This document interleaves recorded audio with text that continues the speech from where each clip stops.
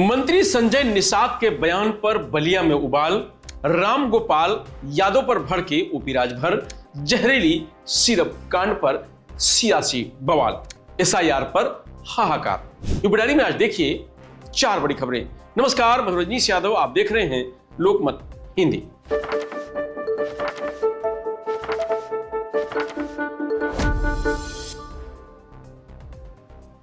बलिया के लोगों को अंग्रेजों के दलाल कहना योगी के मंत्री को उल्टा पड़ गया है।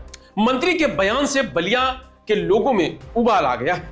यहां तक कि करनी सेना के जिला अध्यक्ष कमलेश सिंह ने तो मंत्री को ललकारते हुए बड़ा ऐलान करते हुए कहा, मैं 2 कौड़ी के मंत्री संजय निषाद को बता देना चाहता हूं। उसने जो बलिया के लोगों के, बलिया के अस्मिता पे, बलिया के मान सम्मान पे उसने दलाल कह के जो धाक धब्बा लगाने का प्रयास किया है कि अगर वो मुझे मिल जाता है तो मैं राख लगा के उसकी जबान खींच लूंगा। अन्यथा कोई भी साथी हो, पूरे बलिया का कोई भी साथी हो, अगर उसका जबान काट कर लाता है तो 5,51,000 रुपए का इनाम दूंगा और सेशन से लेके हाई कोर्ट तक उसका मुकदमा लड़ने का काम करूंगा। अगर बलिया की सीमा में वो घुस जाता है तो जूते से मारते हुए यहाँ से बाहर किया जाएगा उसको और उससे राख लगा के उसकी जबान खींचने का काम किया जाएगा। मंत्री के बयान पर यूपी का सियासी पारा हाई हो गया है। कांग्रेस कार्यकर्ताओं ने बांसडी कोतवाली को तहरीर सौंपकर मंत्री के खिलाफ मुकदमा दर्ज कराने की मांग की है। बता दें कि मंत्री संजय निषाद ने पिंडहरा गांव में कार्यकर्ताओं को संबोधित करते हुए कहा था कि बलिया के लोग अंग्रेजों के दलाल बहुत थे। आज भी दलाली का सिस्टम चल रहा है, इसी कारण बलिया बर्बाद है। क्योंकि यहाँ बलिया है, यहाँ के लोग अंग्रेजों के दलाल बहुत थे। अब दलाली का सिस्टम चलता रहा अभी भी, इसीलिए बलिया भी बर्बाद है। नहीं तो बलिया बागी बलिया था। आज वो अंग्रेजों को मार कर भगाया था, देश को आजाद कराया था। इसलिए मैं 2 घंटे यहाँ रहूंगा, आप लोग 2 घंटे सुन लो ठीक से। इस बयान के बाद जिले के राजनीतिक दलों, कार्यकर्ताओं और आम जनता में काफी रोष देखा जा रहा है। मंत्री के प्रति इतनी नाराजगी है कि उनका पुतला गाड़ी में बांधकर पूरे बलिया में घुमाया गया। कांग्रेस जिला अध्यक्ष उमा शंकर पाठक ने अपनी तहरीर में बताया कि कैबिनेट मंत्री डॉक्टर संजय निषाद के दलाल शब्द के प्रयोग से जनपद के स्वतंत्रता सेनानियों और निवासियों के आत्मसम्मान को ठेस पहुंची। पाठक के अनुसार मंत्री ने अपने बयान से पूरे जनपद को बदनाम किया है और जनमानस में काफी आक्रोश व्याप्त है। वहीं सलेमपुर सपा सांसद रमाशंकर राजभर विद्यार्थी ने कड़ी प्रतिक्रिया व्यक्त की है। सांसद ने एक प्रेस बयान जारी कर कहा कि मंत्री का यह बयान केवल राजनीतिक उद्दंडता नहीं बल्कि बलिया की ऐतिहासिक अस्मिता पर आघात है। सांसद विद्यार्थी ने बलिया के लोगों को दलाल कहने को देश के स्वतंत्रता संग्राम में निभाई गई क्रांतिकारी भूमिका का अपमान बताया है। उन्होंने कहा कि मंत्री को ऐसे अपमानजनक टिप्पणी करने से पहले बलिया का इतिहास जरूर पढ़ना चाहिए था। सांसद ने इस बयान को निंदनीय और शर्मनाक करार देते हुए मंत्री से माफी मांगने या इस्तीफा देने की मांग की है। सांसद ने बलिया के स्वतंत्रता संग्राम में योगदान पर प्रकाश डालते हुए बताया कि आजादी के समय पूरे देश में सबसे पहले 3 जिले अंग्रेजों के कब्जे से मुक्त हुए थे। इसमें एक उत्तर प्रदेश का बलिया था। सांसद ने मंत्री संजय निषाद के बयान को असंवेदनशील और लाखों बलिया वासियों की भावनाओं को ठेस पहुंचाने वाला बताया है। उन्होंने कहा कि बलिया की जनता अपने स्वाभिमान के लिए जानी जाती है और मंत्री के शब्दों से हर नागरिक का अपमान हुआ है। सांसद ने इस रवैये को लोकतंत्र के लिए खतरनाक बताया है। माफी मांगे या इस्तीफा दें। सांसद ने आगे कहा है कि बलिया की जनता स्वाभिमानी है और अपमान सहने वाली नहीं है। बलियावासी इतिहास में अन्याय और अपमान का जवाब समय पर देते आए हैं। यह अपमान चुनावी मैदान में जरूर गूंजेगा। जनता लोकतांत्रिक तरीके से इसका जवाब देगी। तो वहीं राम गोपाल के बयान पर भड़के मंत्री ओम प्रकाश राजभर। देखिए, राम गोपाल जी अनुभवी हैं और सत्ता 4 बार रही है समाजवादी पार्टी की।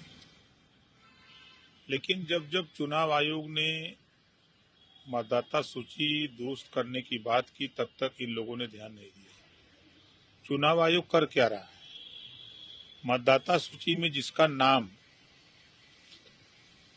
है और उसकी मृत्यु हो गई है, कोई 10 साल, 5 साल, 8 साल, 12 साल, 15 साल, ऐसे लोगों के नाम चले आ रहे हैं, उनका नाम निकाल रही है, मतदाता सूची से निकाला जा रहा है। दूसरा, गांवों से लोग शहरों की तरफ मूव कर गए, बहुत से लोग। तो गांवों से जब शहर में गए तो शहर में भी नाम चढ़ा लिए और गांव में भी नाम चढ़ा लिए। संविधान के दायरे में एक जगह मतदाता होना चाहिए, ऐसे लोगों का नाम एक जगह किया जा रहा है। तीसरा, जो प्रदेश ही छोड़ करके दूसरे जगह कमाने के लिए चले गए, कोई पंजाब, दिल्ली, कलकत्ता, मद्रास, तो वहां चला गया, तो वहां भी अपना धीरे धीरे राशन लेने के लिए वहां अपना वोटर लिस्ट में नाम बना लिया, आधार कार्ड बनवा लिया, वहां जो है अपना मतदाता सूची में नाम दर्ज करा लिया। तो अब ऐसे लोगों का नाम एक ही स्टेट में हो, या तो वो बम्बई, दिल्ली, कलकत्ता जहां रह रहे हैं वहीं रख ले, या तो वो अपने मूल जहां उनका जन्म स्थान है वहां कर ले। तो यही काम चुनाव आयोग कर रहा है। तो निश्चित है कि ऐसे लोगों के नाम एक जगह होने से संख्या घटेगी। जब संख्या घटेगी तो निश्चित है कि जब प्रदेश का आंकड़ा आएगा तो बड़ा आंकड़ा आएगा, तो उसको लोग कह रहे हैं कि नाम काटा जा रहा है। हम तो कह रहे हैं कि समाजवादी पार्टी का जिसका नाम जहां कट रहा हो वो हमसे मिल लें आके, हम उनका नाम दुरुस्त करा देंगे। कहीं कोई बेईमानी नहीं है, न कहीं धोखाधड़ी है, सब ईमानदारी से हो रहा है। हम तो खुद लगे हैं। सुल्तानपुर में हमने देखा, वहां तैयारी जिस तरह की चल रही है, कहीं कोई शिकायत नहीं है। अगर शिकायत मिल रही है तो जिलाधिकारी और शाम को बैठते हैं, बैठ करके सभी जनप्रतिनिधियों से कहते हैं भाई कहीं किसी बूथ पर अगर किसी को दिक्कत हो तो हमको टेलीफोन से अवगत करा दो या आके मिल के अवगत करा दो, हम उसका तुरंत निस्तारण करते हैं और वो तुरंत उसका निस्तारण भी कर देते हैं। तो वहीं यूपी का नकली कफ सिरप का मुद्दा संसद में गूंजा। सपा सांसद धर्मेंद्र यादव ने लोकसभा में कहा कि यूपी, बंगाल, बिहार, मध्य प्रदेश में एक बड़ा रैकेट चल रहा है। 1 साल से पीड़ित दर दर भटक रहे हैं, कोई सुनवाई नहीं हो रही है। पूर्वांचल और बनारस के आसपास के जिलों में बड़ा खेल चल रहा है। बिहार, बंगाल, झारखंड, मध्य प्रदेश, राजस्थान और देश के बाहर की भी कई देशों में जो नकली कफ सिरप का एक पूरा का पूरा रैकेट चल रहा है सभापति जी, उसके बारे में आपके माध्यम से सदन और देश को अवगत कराना चाहता हूं। सभापति जी, बनारस सेंट्रल बार एसोसिएशन के उपाध्यक्ष राजा आनंद ज्योति सिंह जी इसी कफ से आज से लगभग 1 साल पहले खत्म हुए। उनकी पत्नी भारती सिंह जी ने बताया 1 साल से बनारस पुलिस के दर दर पे वो भटकती रही, कोई उनकी एफआईआर स्वीकार नहीं हुई। मीडिया के माध्यम से जब ये बात बाहर निकल के आई तो हमारे राष्ट्रीय अध्यक्ष जी आदरणीय अखिलेश यादव जी ने प्रेस कॉन्फ्रेंस की, मीडिया के माध्यम से ट्वीट तमाम तरीके से किया, तब जाके बनारस की पुलिस सक्रिय हुई। सभापति जी, मसला ये है उत्तर प्रदेश के पूर्वांचल और विशेषकर बनारस के आसपास, बनारस, जौनपुर, चंदौली, गाजीपुर, आजमगढ़, भदोही का ये इलाका, जहां पर पूरा का पूरा रैकेट चल रहा है नकली कफ सिरप का। और इस नकली कफ सिरप से मध्य प्रदेश, राजस्थान, बंगाल, देश के बाहर बांग्लादेश, साउथ अफ्रीका तक नेटवर्क ने नकली कफ सिरप की सप्लाई की और जिससे सैकड़ों बच्चे सभापति जी खत्म हो गए। सभापति जी, अफसोस की बात यह है कि जब भारती सिंह शिकायत करती है तो पुलिस ध्यान नहीं देती है।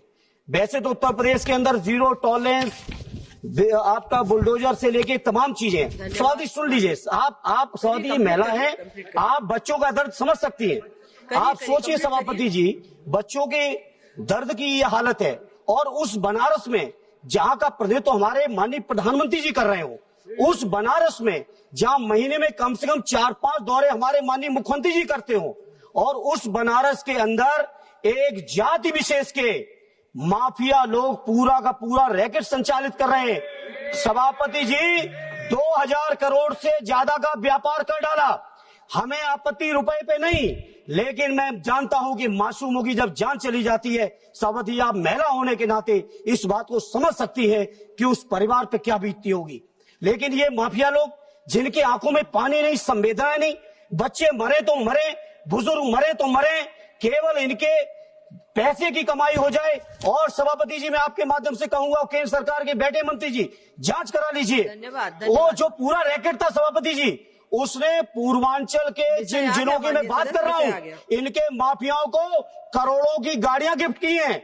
आप कहेंगे तो नाम सहित दे दूंगा, गाड़ी का मॉडल दे दूंगा, कहीं इनकम टैक्स में उसका दिखाया नहीं गया। बता दें कि नकली कफ सिरप तस्करी मामले में यूपी पुलिस का बर्खास्त सिपाही आलोक सिंह को लखनऊ से दबोचा गया है। वह कोर्ट में सरेंडर करने का प्लान बना रहा था। एसटीएफ की गिरफ्त में आने के बाद आलोक सिंह ने कई अहम जानकारियां दी हैं। उसके झारखंड, पश्चिम बंगाल से भी कनेक्शन जुड़े हैं। वह हाल ही में जौनपुर के बाहुबली पूर्व सांसद धनंजय सिंह के लखनऊ स्थित आवास पर आयोजित कार्यक्रम में भी पहुंचा था।